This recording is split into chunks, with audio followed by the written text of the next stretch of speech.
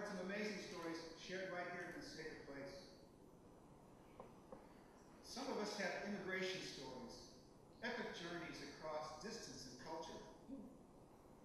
We have stories of love, stories of loss, stories of personal tragedies and triumphs, of overcoming impossible odds,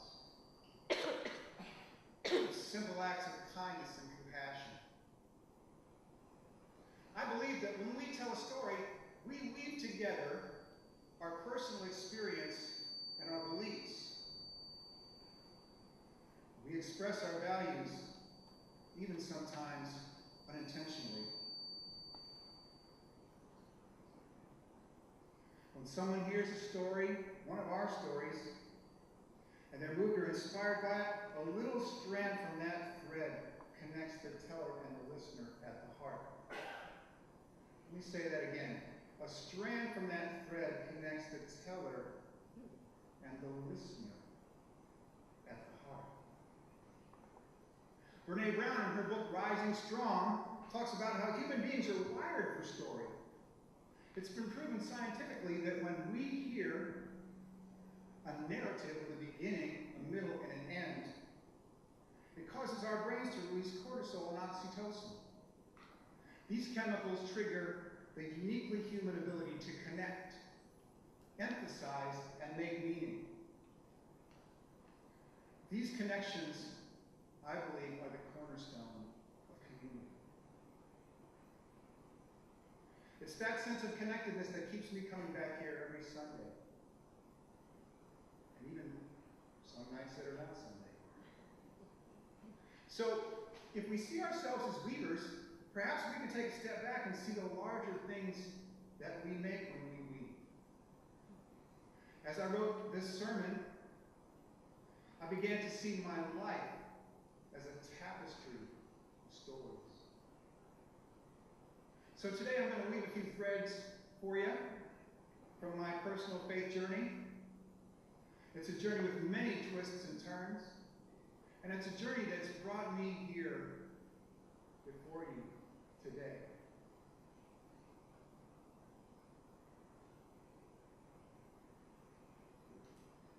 Now, earlier in the service, I played a song called Fire Engine Red. And I could see, looking out at the audience, that some of you know what it's like to live in that fire engine red house. Right? And I could also see that some of you know what it's like to live across the street from that red house. Or maybe next door to it. That song tugs on the common threads that run through all of us. It's a good story. It's a true story. I grew up on the north side of Chicago in the Rogers Park neighborhood. My father taught philosophy at Loyola University for 51 years. We grew up in a series of apartments within walking distance from the Lakeshore campus. When I was 9, 1968, you can do that math. We moved to the suburb of Evanston, which is the first suburb north of Chicago. And we moved to a neighborhood where, as far as the eye could see, every house was constructed the same. And apparently back then, in the late 50s, when they built those houses, there were only 3 colors of paint available for house painting: white, beige, and brown.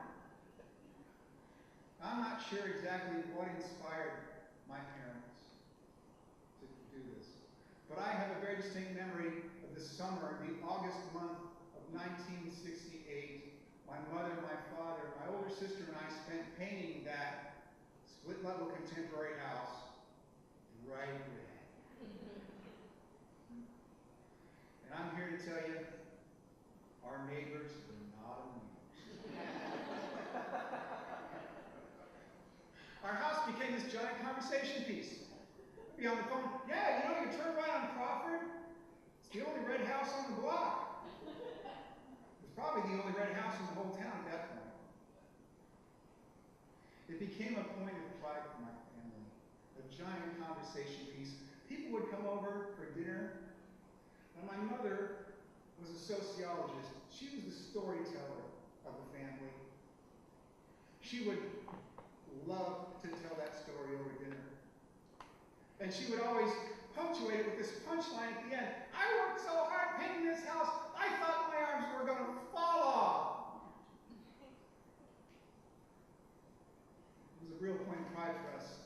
And no matter how many times I heard my mother tell that story, I never got tired of it. That story connected us as a family. It wove us together. Now, my mother passed away in 2012, and what I miss most about her is her stories. In her mid-80s, she struggled with dementia. The threads from her tapestry of life, her tapestry of stories began to unravel. She had delusions and couldn't remember what she'd said 5 minutes ago. In a sense, she lost the ability to weave new threads. However, she could remember everything about a dance that she attended in 1943 in her hometown of Bannan, Pennsylvania. She could tell you that she paid a dime to get in. She could tell you that. She'd tell you what she wore, who she danced with. She could tell you what her favorite Glenn Miller or Tommy Dorsey record was spinning on that turntable. And she would laugh, she would howl, and she would tell you about how the town's only movie theater, when they got a new movie, we put a sandwich board on a cow and walk it around town.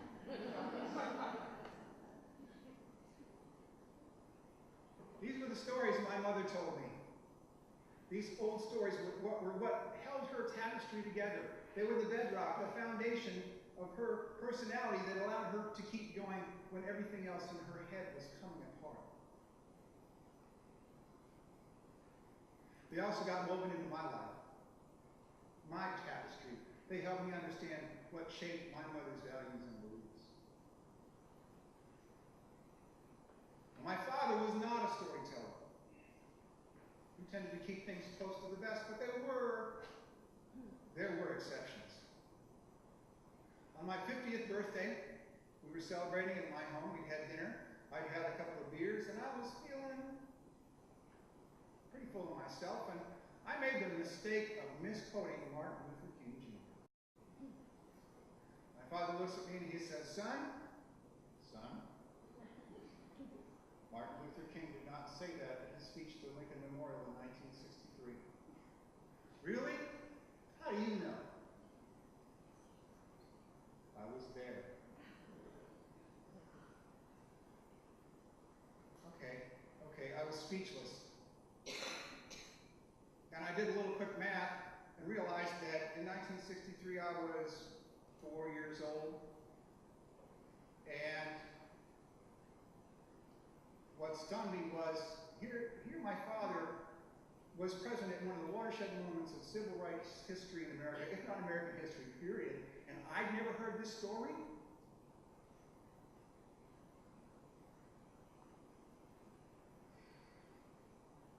Now,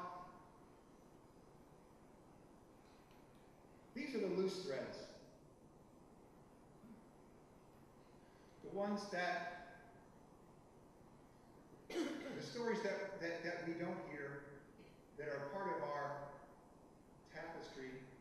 Now, my father had these stories, and they made him who he was. And they influenced me indirectly. These are the loose threads, because we've all got these stories.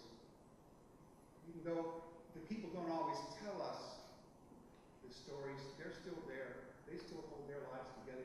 I know it's a little stretch to think about these loose threads, about stories we don't hear, but stay with me.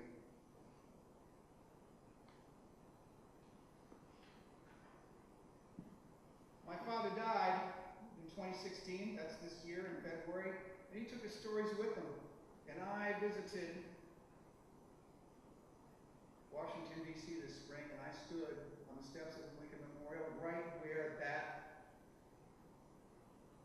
inscription is. I have a dream from Martin Luther King. I stood right there. And the lights were coming up on the evening, and I was looking out on the National Mall, and I tried to envision what it was like on that day for all those people out there. Imagine what my father had experienced. And I thought about what other stories I never heard from him. And I started to think real hard, what are the stories I will tell my own son? Probably doesn't need to hear the one about the time I got arrested at Daytona Beach on spring break.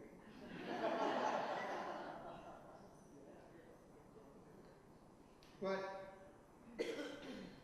here's a little call to action next time you visit your parents, grandparents. You've all got smartphones. They've got the little recorders on there, right? Sit down.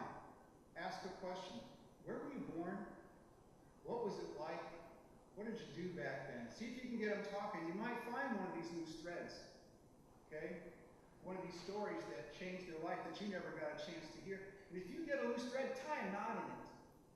Okay? Make it part of your tapestry of life. You never know what you might hear.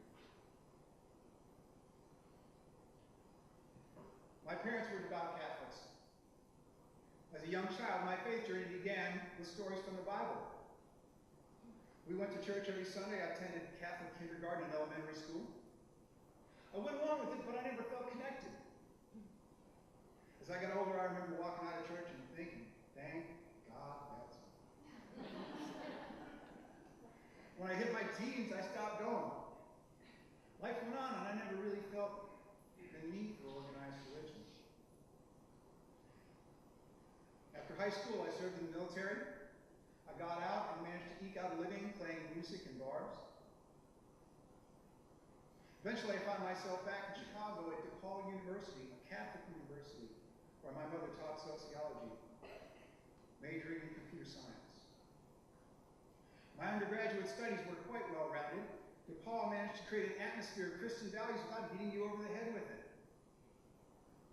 Religion classes provided the first forum I'd ever had for a really frank discussion of Christianity. A number of my fellow students had never had their beliefs questioned. My horizons were broadened further by the history of civilization classes I attended, where we explored the history and beliefs of most of the world's major religions: Islam, Judaism, Hinduism, and more. In my 20s and into my 30s, I became a dedicated student of Chinese martial arts. I meditated as part of that practice. I studied and I learned about Taoism, Buddhism, and the writings of Confucius as part of that practice. So I was rolling on pretty well. I finished college, started a career in IT. I got married. Then, wow. At the age of 47, my wife and I had our first child.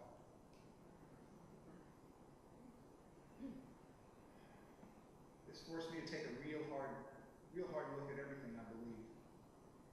My wife and I, Luann, agreed we were not going to raise him Catholic, and this led to some very, very uncomfortable conversations with my parents. The silence at the other end of the phone. So we began shopping for a church. Actually, truth be told, my wife did most of the work. She was looking for a regular faith ritual to share with our son. She was looking to be part of a faith community. At this point, my feelings about church ranged from ambivalent to indifferent.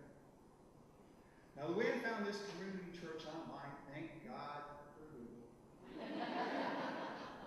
Or maybe it was Yahoo back then. She's been coming here a while. We fell into a comfortable routine on weekends. On Saturday, it was Father and Sunday. My son and I would do something manly. And on Sunday, Luann and my son would go off to church, and I would stay home, and I would play my guitar or ride my mountain bike. That's how I felt connected to the world. As my son got older, around 8 or 9, he decided he didn't want to go to church anymore. And one morning, he confronted me. He said, "Dad, how come I got to go to church and you don't?" And I thought about it. And I knew this was coming. I said, "Okay, son, get your shoes on. We're all going." Now, prior to this, my attendance at our church had been a few times a year. I'd come on Christmas Eve and the holiday pageant. It doesn't look cute in that lamb costume. But when I started coming every Sunday, something changed.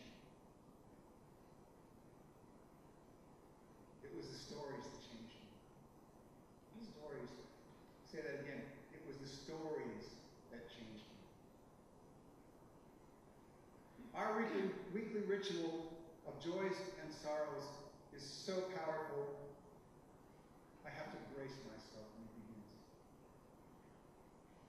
I am moved and at times devastated by it. The stories are often exactly what I need to hear. I walk out of the service with a fresh perspective on my daily life. One Sunday I was sitting right next to someone who got up to share a sorrow that they were grieving the loss of their mother. And there I sat, experiencing the exact same thing emotionally. Sometimes, it's enough to know that we are not alone in our struggle. When you get up and you drop a stone in that water, it creates a ripple in a much larger pond in the lives of this community, of all our lives. These ripples become threads, and there's no telling how far they will reach or whose life they will be woven into. I know that the threads of your stories have made the tapestry of my life much richer and more colorful. Threads of gold, silver, magenta, and the deepest, deepest blue. Stories told in the pulpit. I remember a particularly inspiring sermon from Bannan, Washington.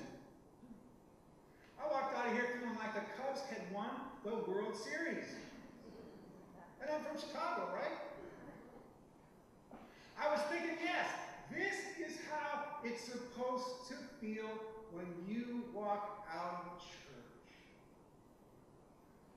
That's how it's supposed to feel when you walk out of church. It got me thinking, how can I do something like this? How can I get up in front of this congregation and tell a story that's that inspiring? How can I make the world a better place? And the music. Oh. Where's Glenn? The music, yes. People just teleport around here. I've always enjoyed the amazing variety of music that's woven into our services. As a musician, it's always eye-opening, ear-opening, and heart-opening for me to hear the rhythms, the cadences, the harmonies, and melodies from all corners of the world. From Africa, from Hungary, South America. And in the last year or so, I've had some of the most transformative experiences here. I've been a performing songwriter for over 35 years. The energy I felt right here in this room, the conversations I've had with the folks here, the coffee hour, at the parking lot, at Whole Foods afterward, it's made it abundantly clear to me that my tapestry of stories has been woven into something much larger, woven into something much greater. And that my music, my stories,